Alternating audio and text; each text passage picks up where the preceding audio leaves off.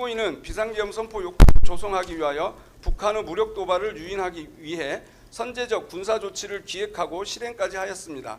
그리고 정보 수집과 공작을 임무로 하는 국군 정보사령부를 중심으로 제2수사단을 구성하여 고문으로 부정선거를 조작하려 하였고, 단전단수라는 비인간적 방법을 통해 비판 언론사를 폐쇄하려 하였습니다.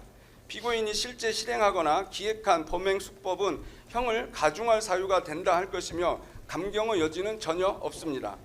피해자에 대한 관계 및 범행 후 정황에 대하여 말씀드리겠습니다.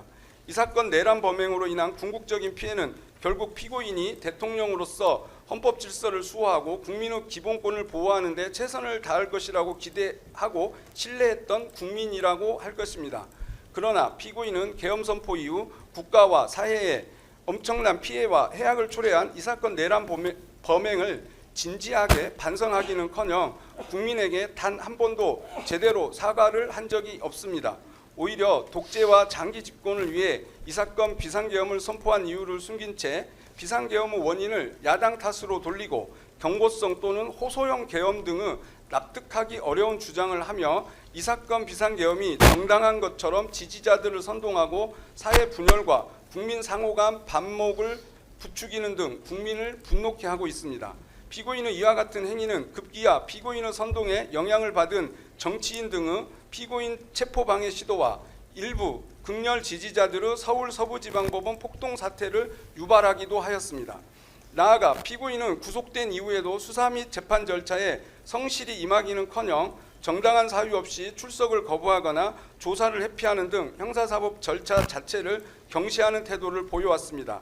이는 자신의 범행에 대한 책임을 인정하거나 진실을 밝히려는 최소한의 자세조차 결여되어 있음을 드러내는 것으로서 피고인에게 어떠한 반성의 기미도 찾아볼 수 없음을 명백하게 보여주고 있습니다. 또한 피고인은 탄핵 심판과 이 사건 재판 과정에서 피고인의 지시로 범행에 가담한 하급자들에게 용서를 구하고 그들의 가담 행위에 책임지려는 자세를 보이기는커녕 용기를 내어 사실대로 진술하는 사람들을 거짓말쟁이로 몰아세우는 등으로 그 책임을 전가하는 무책임한 모습을 보이고 있습니다. 재발 가능성에 대하여 살펴보겠습니다. 1980년 5.17 비상계엄 전국 확대 조치 이후 민주화를 거치고 재판을 통해 1997년 5.17 군사 반란 등을 주도한 전두환, 노태우 두 전직 대통령을 무기징역 등으로 단죄하면서 우리 국민은 다시는 비상계엄을 수단으로 한 친위 쿠데타가 일어나지 않을 것으로 생각했고, 이 사건 비상계엄 선포 당시에 많은 국민이 비상계엄 선포 소식을 듣고 가짜 뉴스로 취급하였습니다.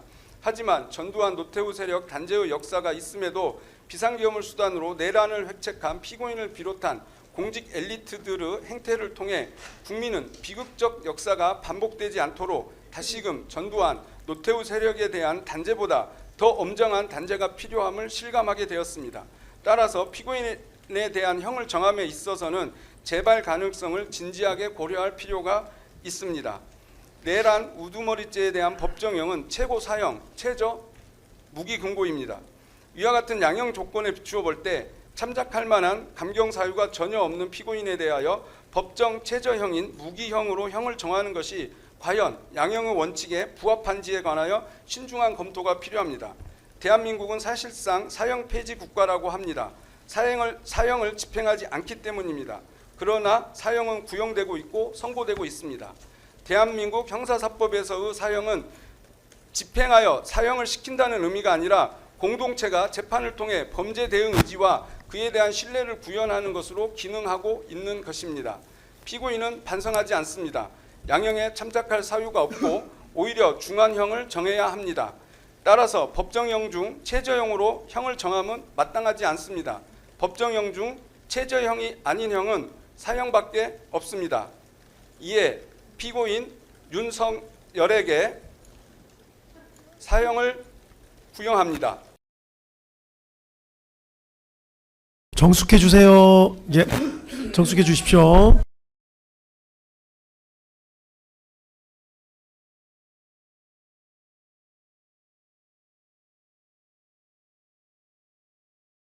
예, 피고인 김용현부터 진행하겠습니다. 피고인 김용현 관련입니다. 피고인은 경호처장이자 국방부 장관으로서 이 사건 내란 모의 단계부터 실행 단계까지 피고인 윤석열과 한 몸처럼 움직였고 수사 개시 이후 현재까지 피고인 윤석열과 동일한 입장으로 이 사건 수사와 재판에 임하고 있습니다. 피고인은 단순 가담자가 아니라 범행 전반을 지배 통제한 자로서 우두머리와 다를 바 없는 지위에 있었습니다.